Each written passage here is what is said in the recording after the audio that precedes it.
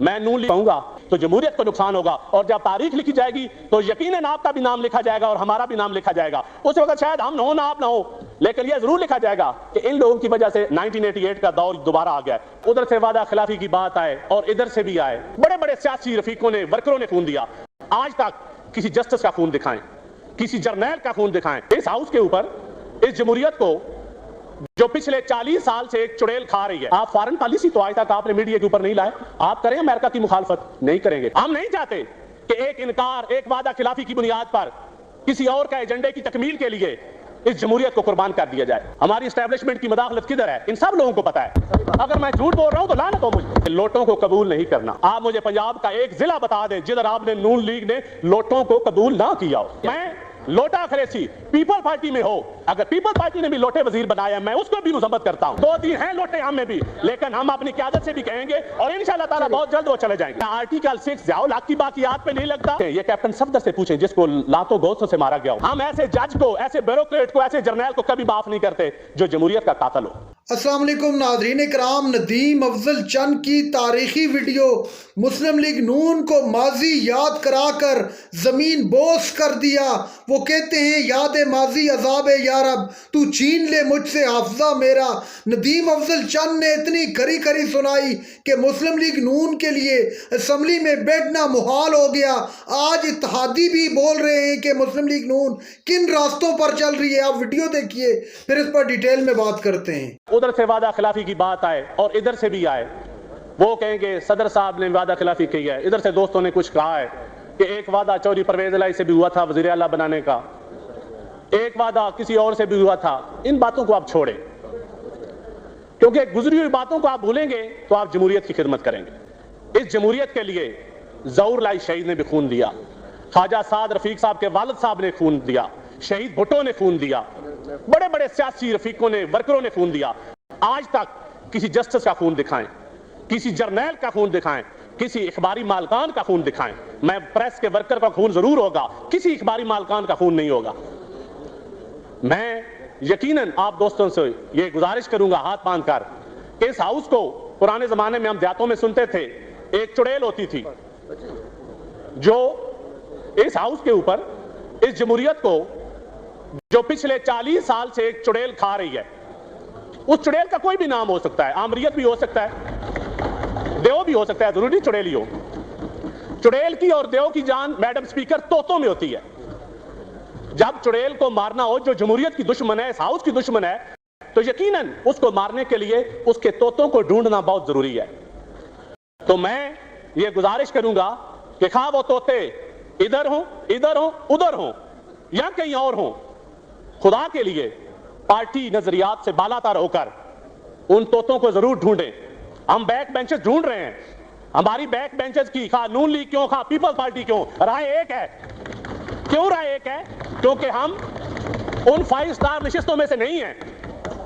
ہم نہیں چاہتے کہ ایک انکار، ایک وعدہ خلافی کی بنیاد پر کسی اور کا ایجنڈے کی تکمیل کے لیے اس جمہوریت کو قربان کر دیا جائے۔ اگر 1988 والی حالات واپس لانے ہیں، کیونکہ اس وقت ہم ایک دوسرے کو سیکورٹی رسک ڈکلیئر کرتے تھے، تو یقیناً میں تو اپنی شہید قائد کے خون سے وہ غداری سمجھوں گا، اور یقیناً وہ محترم نواز شریف کے بھی نظریات سے غداری ہے۔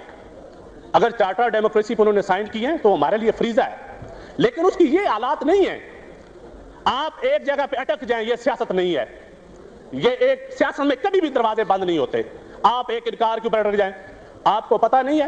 میں نون لیگ کے دوستوں سے کہوں گا آپ فارن پالیسی تو آج تک آپ نے میڈیا کے اوپر نہیں لائے، آپ کریں امریکہ کی مخالفت نہیں کریں گے، کوئی بھی نہیں کرے گا۔ ہر کوئی حالات کو سمجھتا ہے۔ فارن ویسٹرن انٹرسٹ کدھر ہیں، ہماری اسٹیبلشمنٹ کی مداخلت کدھر ہے، ان سب لوگوں کو پتہ ہے۔ تو ان سب باتوں کو سمجھنے کے باوجود پھر بھی پتہ نہیں کیا ہو رہا ہے۔ جمہوریت کی باتیں کرنے والے، میں کہتا ہوں ہر پارٹی میں ون مین شو ہے۔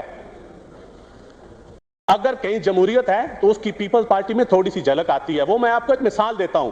جب پریزیڈنٹ صاحب نے میٹنگ بلائی کہ میں پریزیڈنشل کینڈیڈیٹ، کیا رائے آپ کی، یقین جانے میں نے مخالفت کی تھی، سارا پیپل پارٹی گواہ ہے۔ میں نے اپنا لاجک بیان کیا، میں نے کہا آپ صدر نہ بنے۔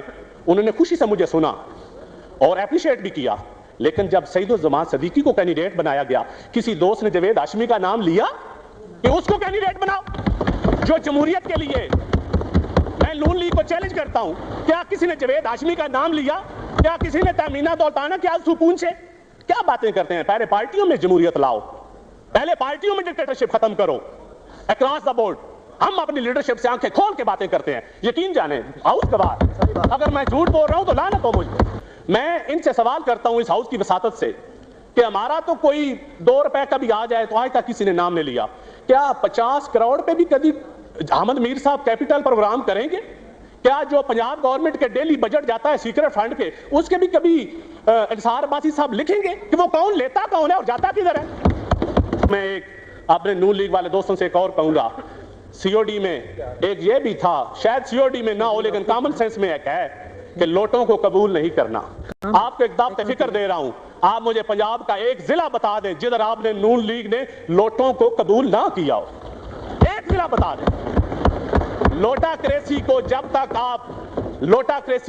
तक आप डिस्करेज नहीं करेंगे, जमहूरियत की खिदमत नहीं हो सकती, नहीं हो सकती। तो मैं लोटा क्रेसी पीपल पार्टी में हो, अगर पीपल पार्टी ने भी लोटे वजीर बनाया, मैं उसको भी मुजम्मत करता हूं। 2-3 हैं, 2-3 ज्यादा नहीं है, 2-3 हैं लोटे हम में भी, लेकिन हम अपनी क़यादत से भी कहेंगे और इंशाअल्लाह ताला बहुत जल्द वो चले जाएंगे। स्पीकर, आर्टिकल 6 की बात होती है, वरासत का एक कानून है कि जब बंदा मर जाता है तो उसकी जायदाद उसके बेटों को, उसको बेटियों को मुंतकिल की जाती है, लेकिन क्या लायबिलिटी नहीं जाती? अगर आर्टिकल 6 है तो क्या ज़ियाउल हक की बाकियात पे लायबिलिटी फिक्स नहीं होनी चाहिए? क्या आर्टिकल 6 ज़ियाउल हक की बाकियात पे नहीं लगता? क्या जनरल अयूब की बाकियात पे नहीं लगता? क्या अख्तर अब्दुल रहमान की बाकियात पे नहीं लगता? अगर आर्टिकल 6 आप आए, मैं पार्टी की नजरियात से बालातर होकर कहता हूं, नून लीग वालों, हम जमहूरी लोग हैं, आप आए मैदान में, आप कहें ये जजेस की तकर्री है, खुदा के लिए ये उससे पूछें, ये कैप्टन सफदर से पूछें जिसको लातों गोश्तों से मारा गया हो।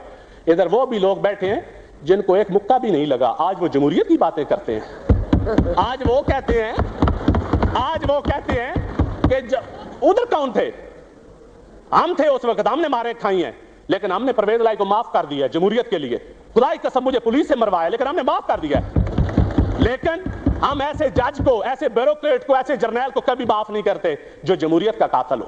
तो आप इसके लिए सियासत ना करें, पॉइंट स्कोरिंग ना करें, आए आगे बढ़े, एक नुक्ते को छोड़ें, आप आगे आए, हाउस में कोई ऐसा मुतफिका बिल लाएं कि नए जजेस भर्ती करो।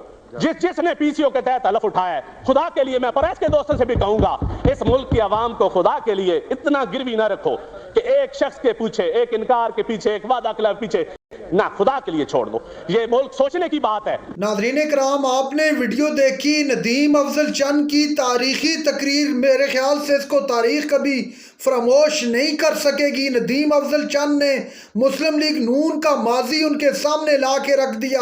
असम्बली के अंदर नदीम अफजल चंद ने कहा कि इस मुल्क में जमहूरियत सिर्फ 10% है, 90% जमहूरियत नहीं है। जो भी शख्स है वो ज़ाती मफाद को तरजीह देता है बनिस्बत मुल्की मफाद के। इस वक्त सबको एक होना पड़ेगा और मुल्की मफाद के हवाले से सोचना पड़ेगा।